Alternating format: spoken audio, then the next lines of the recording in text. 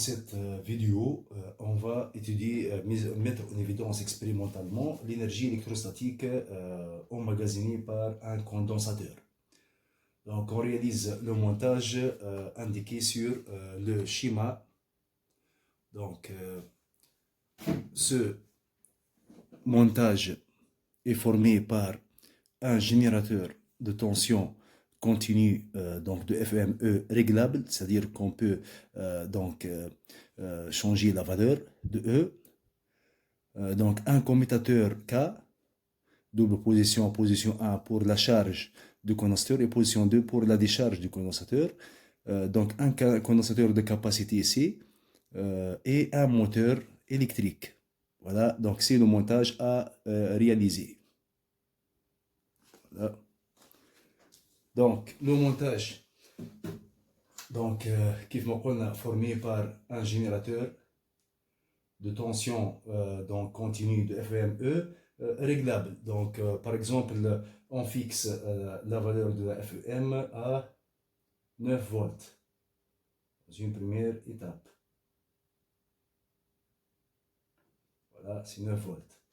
Donc, de la borne positive du générateur, voilà, vers un résistor de résistance R égale à 220 ohms et de la résistance du résistor vers la position 1 du commutateur, c'est la position 1, c'est la position voilà 1, la position 0, de la position 0 vers le condensateur, vers la borne positive du condensateur. Voilà, donc on va utiliser dans une première expérience un condensateur de capacité C égale à 10 000 microfarads. Voilà. De tension de service égale à 40 volts. Donc, de cette borne du commutateur vers la borne positive du condensateur et de la borne négative, voilà, indiquée par signement, de la borne négative du condensateur vers, voilà, donc c'est vers la borne négative du générateur. Voilà. Donc, de la position 2, comme indique le schéma, de la position 2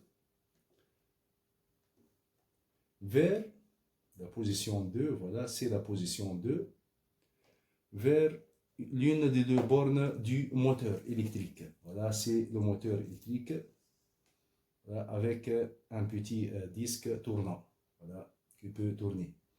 Voilà. Et de l'autre borne du moteur électrique vers la borne négative du générateur, vers, voilà, donc vers la borne négative du générateur. Voilà, donc c'est vers la borne négative du générateur. Voilà.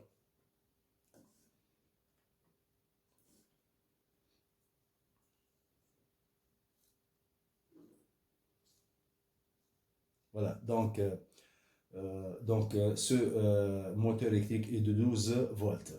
Donc, dans une première expérience, on va utiliser un condensateur de capacité. On a C égale à 10 000 microfarads. Donc, on fixe la FEME du générateur à 9 volts. Voilà. Donc, on place le commutateur K en position 1. Donc, dans la position 1, c'est pour charger le condensateur. C'est pour charger le condensateur dans la position A. Voilà. Donc, c'est le circuit de charge du condensateur.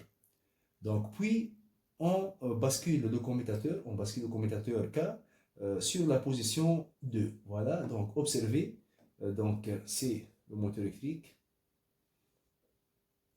bascule le commutateur K sur la position 2. Voilà, donc on observe que le moteur se met à tourner pendant une petite durée de rotation. Voilà, donc puis il s'arrête spontanément. Donc, on constate que le moteur a reçu une énergie puis pour qu'il se met à tourner. Donc, on répète l'expérience. Donc, K sur la position 1, donc c'est la position 1 pour charger le condensateur. Donc, regardez ici.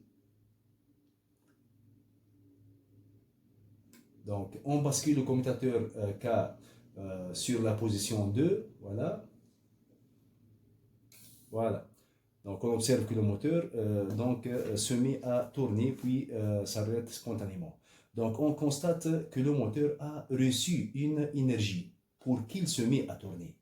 Donc, l'énergie mécanique هذيك منين جات donc بطبيعة énergie mécanique ومعها énergie thermique. donc منين خذاهم الموتور خذاهم بطبيعة donc هذا يبين انه نعرفوا انه donc le circuit de décharge ne comporte pas un générateur.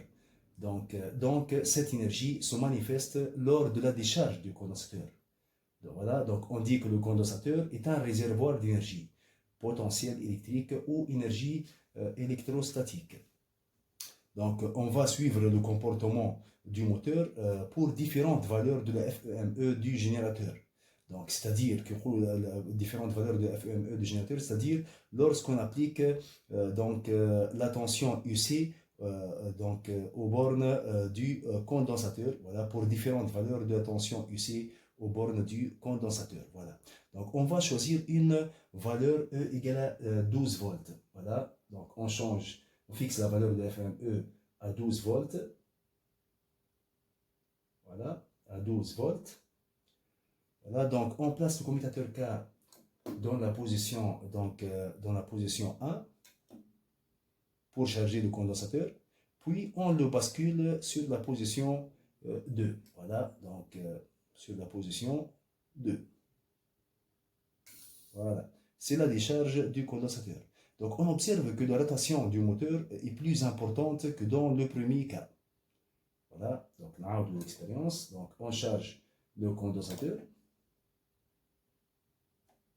Donc regardez ici les flèches. Puis on le bascule sur la position 2.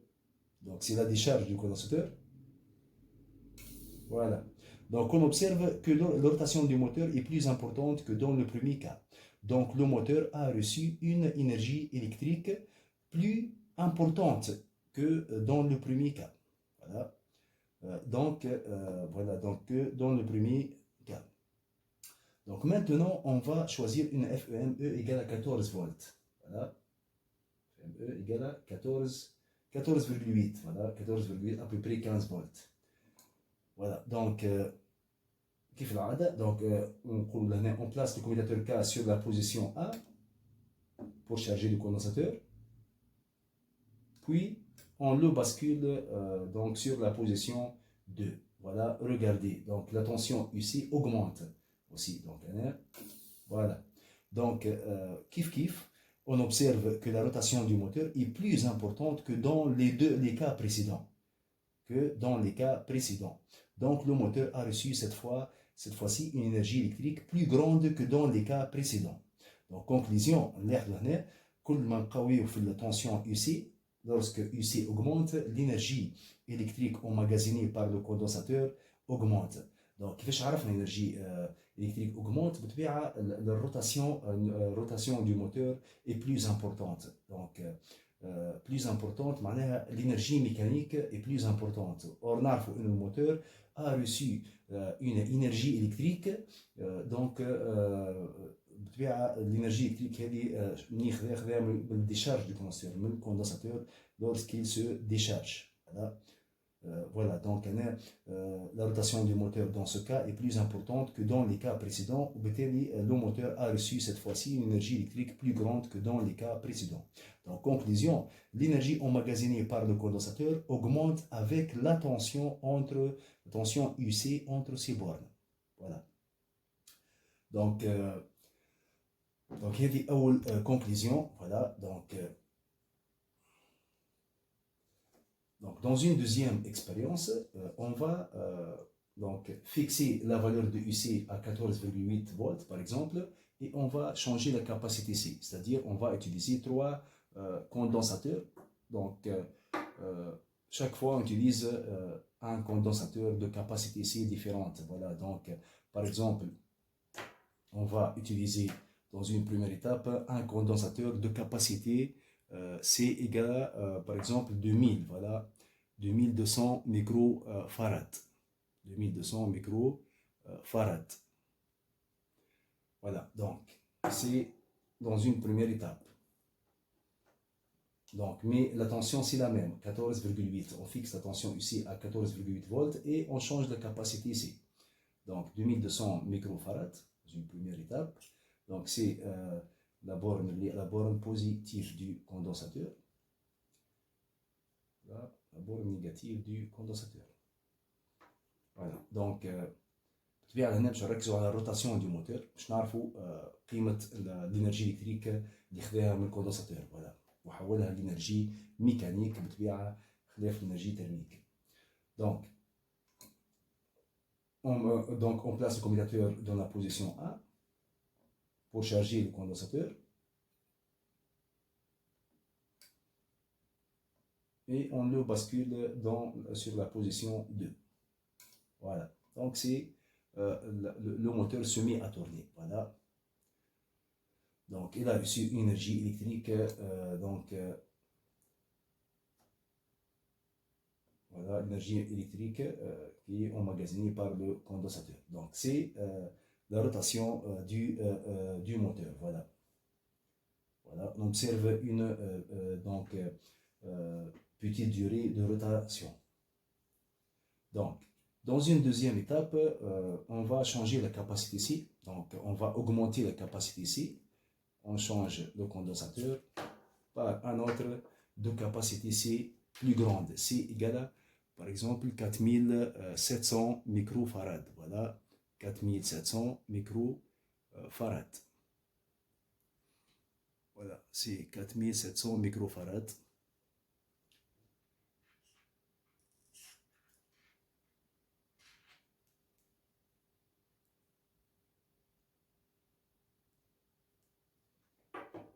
Voilà. K sur la position 1 pour charger le condensateur. Voilà. On bascule K sur la position 2. Voilà.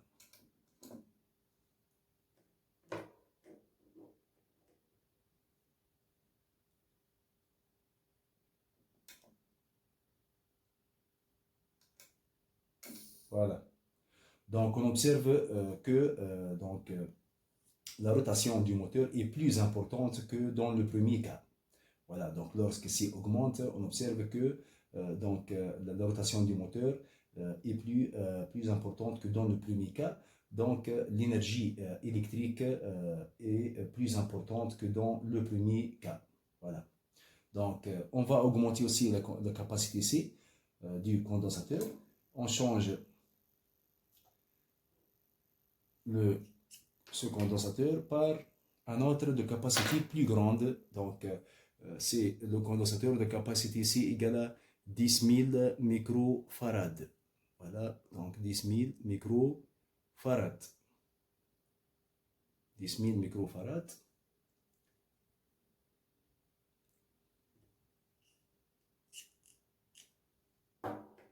Voilà, même intensité. Ici égale à peu près 15 volts, c'est la même tension. On fixe la tension ici et on fait varier la capacité ici. On fait augmenter la capacité ici du condensateur. Donc, on charge le condensateur.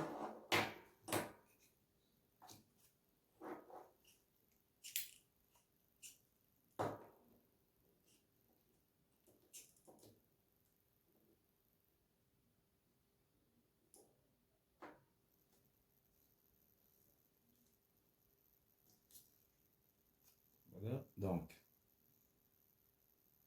charge le condensateur. On bascule K sur la position 2 pour décharger le condensateur à travers le moteur. Voilà, donc, regardez. On répète. Expérience. Charge le condensateur, K sur la position 1. On décharge le condensateur, K sur la position 2. Voilà. Donc, dans cette troisième étape, on observe que l'énergie électrique, que la rotation du moteur est plus importante que dans les cas précédents. Donc, l'énergie électrique, dans ce cas, l'énergie électrique emmagasinée par le condensateur est plus importante que dans les cas précédents. Voilà. Donc, qu'est-ce que qu'est-ce qu'on peut conclure? Voilà, donc, conclusion 1. Donc, conclusion 1. Donc, si UC, donc conclusion 1, si UC augmente, voilà, alors l'énergie électrostatique ou l'énergie, l'énergie potentielle électrique emmagasinée par le condensateur UC augmente.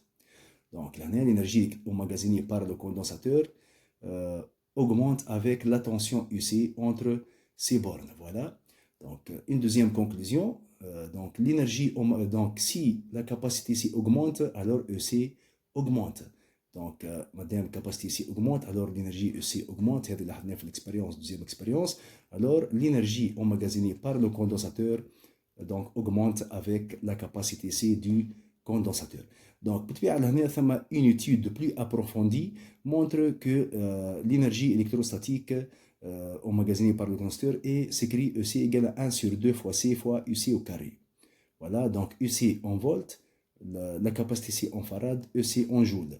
Donc, on sait que UC égale à Q sur C. Donc, on remplace UC par Q sur C. Donc, l'énergie électrostatique EC égale à 1 sur 2 fois C fois Q sur C au carré.